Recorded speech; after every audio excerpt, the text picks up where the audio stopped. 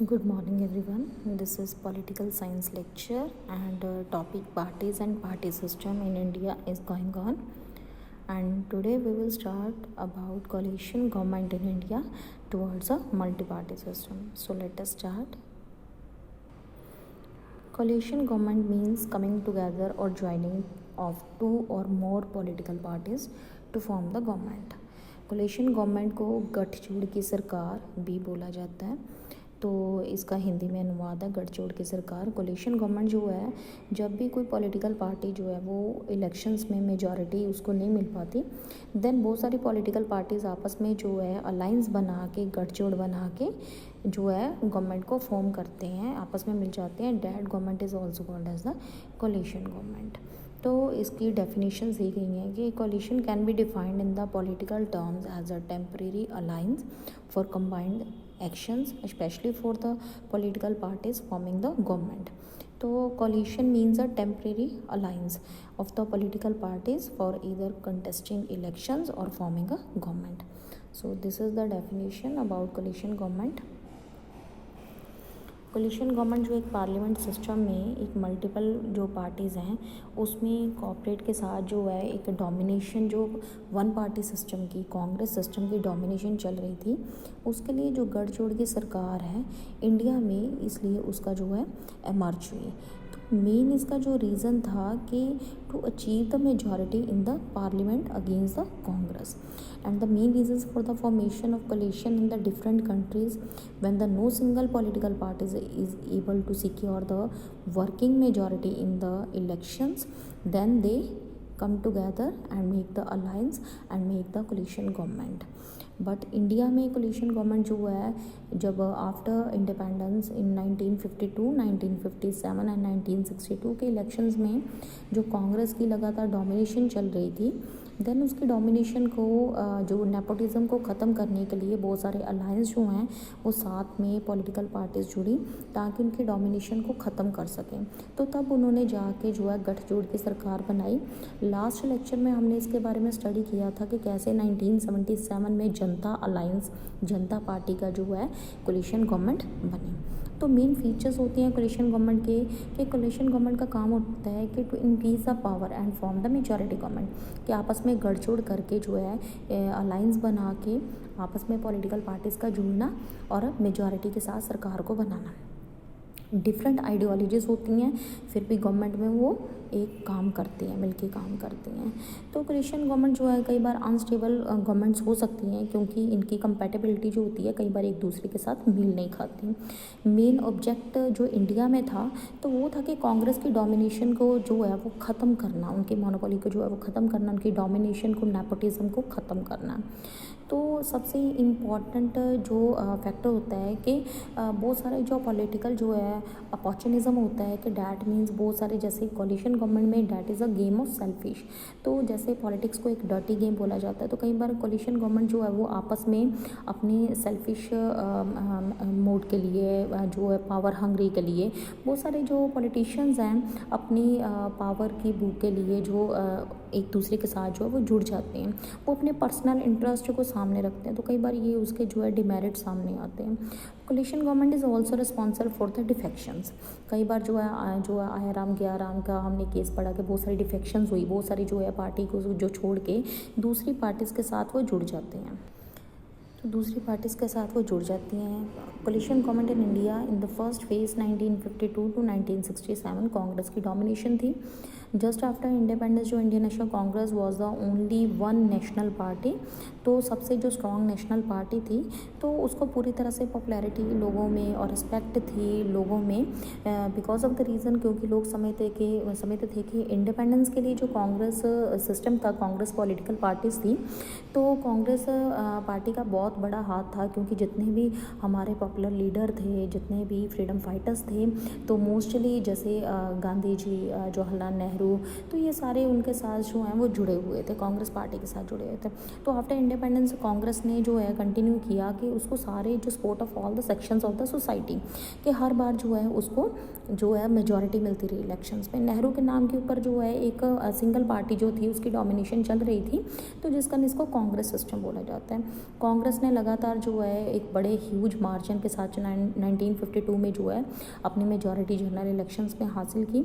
तो इसने किसी भी तरह से लोगों को हैरान नहीं किया, क्योंकि बिकॉज ऑफ द रीज़न के जो उनके लेगेसी थी नेशनल मूवमेंट में उनका काफ़ी हिस्सा था। इस तरह सेकेंड और थर्ड जनरल इलेक्शंस 1957 और 62 में हुए, तो उसमें भी कांग्रेस की जो है वो मेजॉरिटी के साथ जो है वो जीत हुई। ये नहीं है कि उस वक्त किसी भी तरह से जो अपोजिशन पार्टीज़ नहीं थी वो लार्ज नंबर के ऊपर थी, लेकिन अपोजिशन पार्टीज़ का जो है उस वक्त चाहे मल्टी पार्टी डेमोक्रेसीज थी इंडिया में भी, लेकिन उनको सिर्फ एक ओनली टोकन रिप्रेजेंटेटिव्स इन लोकसभा कि उनके लिए जो एक बड़ी जीत होती थी कि उनको टोकन मिल गया एक लोकसभा में रिप्रेजेंटेशंस करने के लिए, लेकिन और स्टेट असेंबलीज़ में, लेकिन उनका उतना क्रूशियल रोल जो है वो डेमोक्रेटिक करैक्टर में सिस्टम में वही नहीं पाया जाता था। बिकॉज ऑफ द रीज़न जो रूलिंग पार्टी उस वक्त कांग्रेस पार्टी थी, तो वो एक मेन पावर में थी और उसकी डोमिनेशन चल रही थी।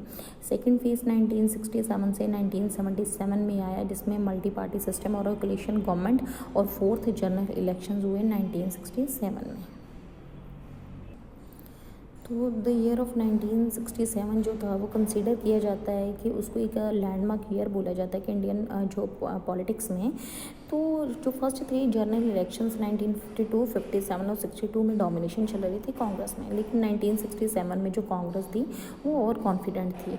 तो उसके इलेक्शंस में मोस्टली जो है लोग जो है एक अल्टरनेटिव चाहते थे, एक चॉइस चाहते थे, और बहुत सारी जो नॉन कांग्रेस पार्टीज़ थी वो आपस में मिलकर उन्होंने एक arrangement for the democratic government के लिए बनाया, और बहुत सारी कोलिशन मिनिस्टर्स जो थे बहुत सारे स्टेट्स में आपस में मिल गए। 1967 में एक चेंज आया इंडियन पॉलिटिक्स में, जो कि लगातार इंडिया में कांग्रेस का जो है वो डोमिनेशन चल रही थी उसको ख़त्म करने के लिए। नेक्स्ट है कि कोई भी पॉलिटिकल पार्टीज़ जो थी, कोई भी पॉलिटिकल पार्टी अभी तक जो इंडियन पॉलिटिक्स में क्लेम नहीं कर सकती थी एब्सोल्यूट मेजॉरिटी के लिए, बिकॉज ऑफ द रीज़न क्योंकि कांग्रेस जो थी एक पावरफुल जो है एक पॉलिटिकल पार्टी बन के जो है इंडियन पॉलिटिक्स के ऊपर राज कर रही थी। तो इसके बाद बहुत सारी जो है उस वक्त इलेक्शंस में कांग्रेस को जो है उसकी वोट्स जो है वो काफ़ी कम मिली। इवन जो 9 स्टेट्स थी जिसमें उसकी डोमिनेशन जो नॉर्थ एरिया की, जैसे पंजाब, हरियाणा, यूपी, बिहार, वेस्ट बंगाल, उड़ीसा, तमिलनाडु, केरला में, तो उसमें बहुत सारी नॉन कांग्रेस जो हैं गवर्नमेंट को जो है काफ़ी वोट्स मिली। तो एक ऐसी सिचुएशन आई जिसमें अपोजिशन पार्टीज़ ने जो है एक न्यू एक्सपेरिमेंट था उनके लिए, और बहुत सारी कोलिशन पॉलिटिक्स और गवर्नमेंट की फॉर्मेशन हुई। अपोजिशन पार्टीज़ जो थी उन्होंने बहुत सारे पब्लिक प्रोटेस्ट किए, प्रेशराइज़ किया गवर्नमेंट को कि लगातार जो डेमोक्रेसी और ह्यूमन राइट्स को बचाने के लिए जो कांग्रेस की डोमिनेशन है उसको ख़त्म किया जावे। इसमें राम मनोहर लोहिया जो है उन्होंने एक ऐसी स्ट्रेटजी अपनाई कि नॉन कांग्रेसिज्म का जो है उन्होंने सामने मुद्दा रखा कि नॉन कांग्रेस पार्टीज़ जो हैं, जो अपोजिशन पार्टीज़ हैं, वो आपस में मिल के जो है कांग्रेस की डोमिनेशन को ख़त्म करें। और 1967 के इलेक्शंस को जो है कांग्रेस के लिए जो है पॉलिटिकल अर्थक्वेक भी बोला जाता है, बिकॉज ऑफ द रीज़न इस वक्त जो इंदिरा गांधी की डोमिनेशन चल रही थी वो ख़त्म होते हुए दिखाई दिए। इस तरह 1967 के जो इलेक्शंस थे तो एक न्यू फिनोमिना था कोलिशन के लिए, जब लेकिन सिंस नो सिंगल पार्टी जो थी, कोई भी सिंगल पार्टी को जो है किसी भी तरह से मेजॉरिटी नहीं मिली, और बहुत सारी जो नॉन कांग्रेस पार्टीज़ थी वो आपस में मिली और उन्होंने लेजिस्लेटिव पार्टीज़ के साथ जो है वो बहुत सारी पॉलिटिकल पार्टीज़ के साथ जो है वो मिल के उन्होंने नॉन कांग्रेस गवर्नमेंट बनाई। थर्ड फेज़ आ गया 1977 का, जिसके बारे में हमने पहले भी पढ़ा, बाई पार्टी सिस्टम है। तो ये एक न्यू एवोल्यूशन थी कि इंडियन पॉलिटिक्स में, जिसमें फर्स्ट कोलिशन जो गवर्नमेंट है जो वो सेंटर में बनी। तो जनरल इलेक्शन जो 1977 के हुए तो उसमें कांग्रेस ने जो है नियर अबाउट 154 जो है वो सीट्स मिली। इसमें जनता अलायंस जो जनता पार्टी था उसमें सेंट्रल गवर्नमेंट के लिए जो लोकसभा इलेक्शंस हुए तो उसमें बहुत सारी जो पॉलिटिकल पार्टीज़ थी वो आपस में मिलके जो है वो उन्होंने कांग्रेस के खिलाफ जो है वो खड़े हो गए। तो इस तरह इनका जो टाइम पीरियड था वो 1977 टू 1979 था। एक शॉर्ट पीरियड में जो है वो नॉन कांग्रेस पार्टीज़ ने जो है वो सेंटर में जो है अपना राज किया। तो लेकिन अपोजिशन पार्टीज़ जो थी उनको वो एक एज अ अल्टरनेटिव बन के आए कि कांग्रेस के अलावा भी और बहुत सारी जो पॉलिटिकल पार्टीज़ हैं वो इस वक्त मल्टी पार्टी सिस्टम में उनको होना चाहिए। पॉलिसी मेकिंग और पावर शेयरिंग का एक न्यू एक्सपेरिमेंट था। जनता पार्टी ने जो है नियर अबाउट 295 जो है आउट ऑफ 540 जो है वो सीट्स हासिल की। इस तरह 1977 के जो इलेक्शंस थे उनको डिस्क्राइब किया जाता है एज अ वाटरशेड और political earthquake in Indian politics. इसमें जनता लीडर्स जो थे उन्होंने डिक्लेयर किया द विक्ट्री ऑफ डेमोक्रेसी, कि डेमोक्रेसी जो है वो जो लोकतंत्रीय सरकार है उसकी जीत को जो है उन्होंने डिक्लेयर किया। इस तरह मोरारजी देसाई जो है प्राइम मिनिस्टर बने, जो first non Congress prime minister बने। और इस तरह लेकिन उनका जो राय था वो जो ज़्यादा देर तक नहीं रहा, बिकॉज ऑफ द रीज़न जो जनता पार्टी थी वो बहुत सारे अलायंस से मिलकर बनी थी, डिफरेंट आइडियोलॉजीज़ थी, जिस कारण जनता पार्टी जो है जल्दी स्प्लिट हो गई और मोरारजी देसाई जो है उन्होंने अपनी मेजॉरिटी जो है वो लूज कर दी। तो इस तरह इसके बाद जो है जो चरण सिंह जो हैं तो वो बाद में कांग्रेस पार्टी के जो हैं वो जो चरण सिंह थे वो प्राइम मिनिस्टर बने और उन्होंने एश्योरेंस दी कि कांग्रेस पार्टी को कि वो अपनी जो सपोर्ट है वो अपनी सपोर्ट पूरी कांग्रेस पार्टी को देंगे।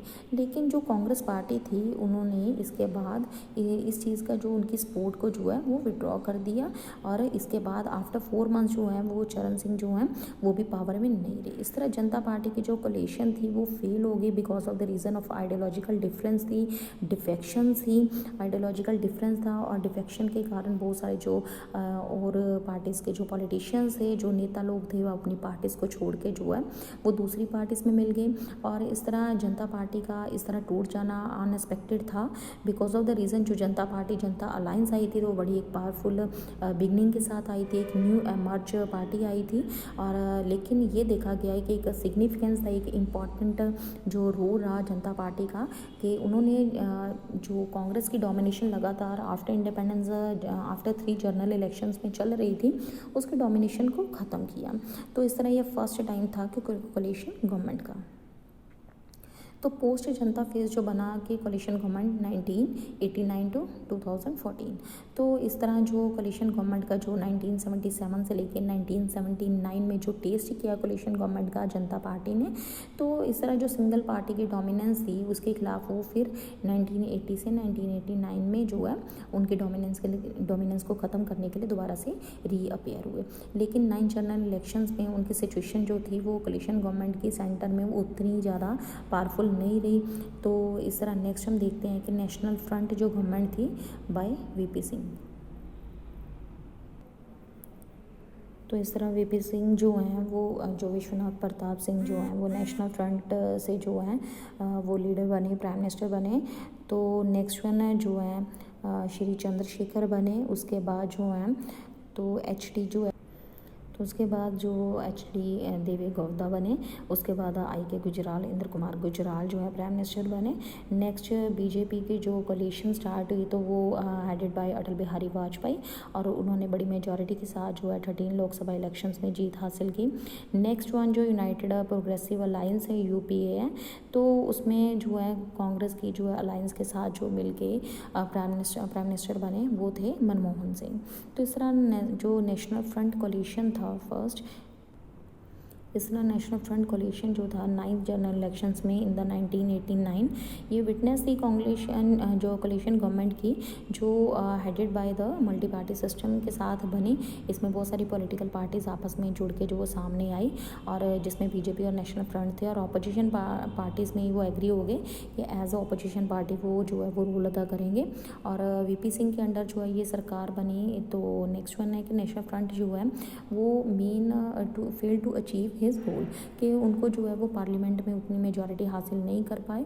और इसके बाद आए जो यूनाइटेड फ्रंट गवर्नमेंट 1996 में, इन्होंने अपना जो है नेशनल प्लूरल, तो इसमें भी जो कोई भी सिंगल पार्टी जो है वो क्लेम नहीं कर पाई कि एब्सोल्यूट मेजॉरिटी को लेके। तो 11 लोकसभा इलेक्शंस में जो बीजेपी एज अ मर्ज हुई एक लार्जेस्ट पार्टी के रूप में, तो उन्होंने कोलिशन गवर्नमेंट जो है 1996 में जो है उनको यूनाइटेड फ्रंट ने इनवाइट किया कि गवर्नमेंट बनाने के लिए with the collision of 13 parties. तो वो मेन प्लेयर होंगे, तो एचडी जो देवे गौडा है वो मेन प्राइम मिनिस्टर बने इसमें। तो उसके बाद जो आई के गुजराल जो है वो प्राइम मिनिस्टर बने। नेक्स्ट वन है बीजेपी जो है कोलिशन गवर्नमेंट। जो 12वीं और 13वीं जो लोकसभा इलेक्शंस हुए तो उसमें जो रिज़ल्ट इस 12th और 13th लोकसभा इलेक्शंस में जो इसके रिज़ल्ट निकले तो उसमें बहुत सारी अपॉर्चुनिटीज़ मिली कि बीजेपी को एक लार्जेस्ट पॉलिटिकल पार्टी में जो सेंट्रल गवर्नमेंट बनाने के लिए उन्होंने कोलिशन गवर्नमेंट जो है वो बनाई। और जो 12th लोकसभा इलेक्शंस हुए उसमें जो बीजेपी की बहुत ज़्यादा जो रीजनल पार्टीज़ में बहुत अच्छी खासी जो उनको स्ट्रेंथ मिल चुकी थी, जिसका बहुत सारी रीजनल पार्टीज़ के साथ मिलकर उन्होंने कोलिशन गवर्नमेंट बनाई। तो इस तरह बीजेपी जो है उसकी फुल फॉर्म है वैसे नेशनल डेमोक्रेटिक अलायंस, लेकिन यहाँ पे जो है जो एनडीए सरकार की जो अलायंस की जो इस वक्त जो कंडीशन चल रही है, जो सिचुएशन है, उसको देखते हुए जो मीडिया उनको जो no data available, that means जो मोर बहुत सारी पॉलिटिकल पार्टीज़ के लिए बोला जाता है कि ड्यूरिंग कैंपेन जो है वो बहुत सारे लोगों के साथ जो है वो वादे करते हैं और उस चीज़ के ऊपर बाद में जो है उस चीज़ के लिए किसी भी चीज़ में डाटा जो है वो पेश नहीं किया जाता। तो लेकिन जो नेशनल डेमोक्रेटिक अलायंसेस के बारे में जो इसकी फुल फॉर्म है, तो इसमें बहुत सारी पॉलिटिकल पार्टीज़ जो हैं वो आपस में जुड़ी।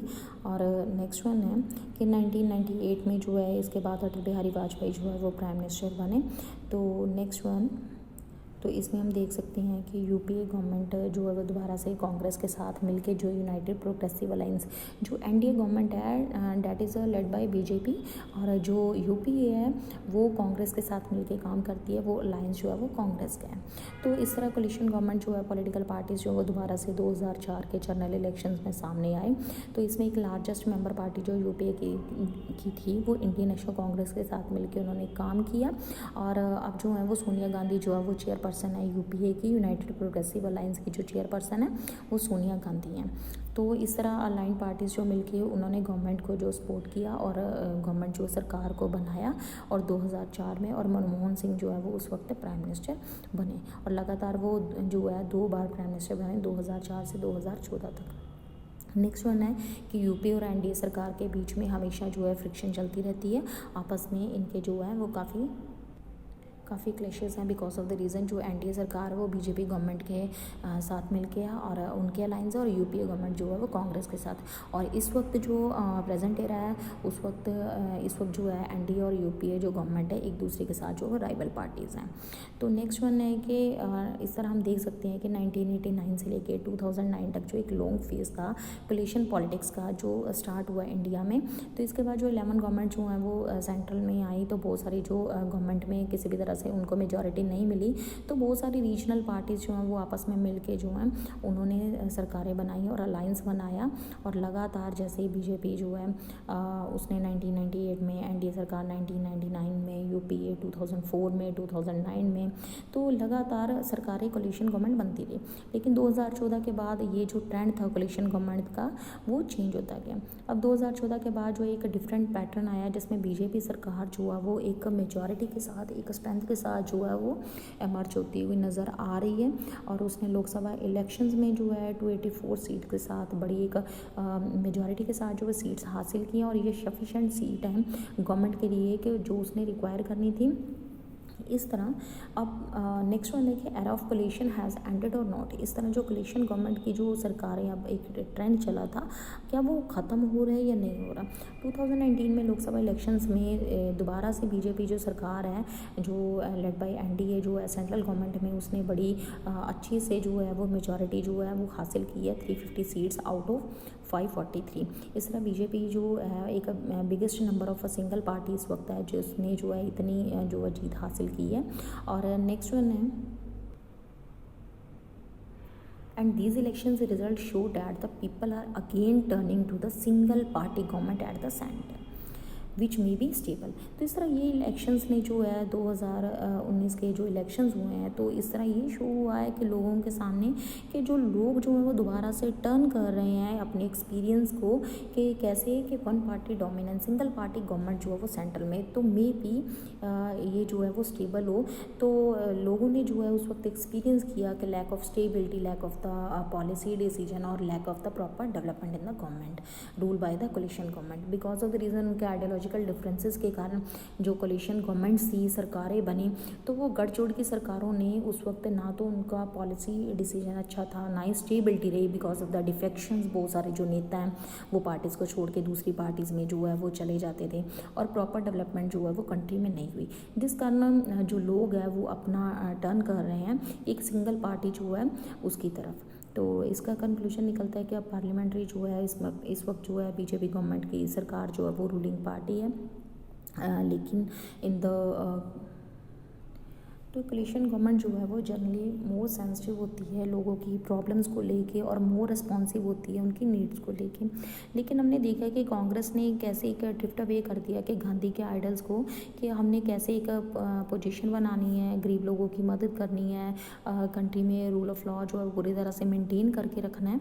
तो इसके बाद जो है हम देखते हैं कि कांग्रेस का जो इस वक्त जो एरा था वो काफ़ी डाउन जा रहा है और कमिंग जो इस वक्त जो तो इस वक्त कंट्री में जो है वो रूलिंग पार्टी जो है वो बीजेपी गवर्नमेंट है। But in the modern time जो हम देख रहे हैं कि हमारी जीडीपी डाउन जा रही है, इकॉनमी जो है वो काफ़ी हमारी डाउन चली गई है। कोविड करके जो है वो मेन बहुत ज़्यादा कंट्री को लॉस हुआ है और बीजेपी गवर्नमेंट जो है वो जैसे ही उन्होंने अपनी मैनिफेस्टो में लिखा था कि हाँ मैनिफेस्टेशन किया था कि वो गरीब लोगों के लिए या लोगों के लिए जो आर्टिकल 370 को भी अबॉलिश किया है, ऐसे बहुत सारी चीज़ें हैं जिस कारण बीजेपी गवर्नमेंट को अब जो लोग हैं वो सिंगल पार्टी डोमिनेशन के रूप में देख रहे हैं और लोग आने वाले इलेक्शंस में जो है वो एक और भी कुछ टर्निंग पॉइंट आए। So let's see, may be you all have understood. Thank you.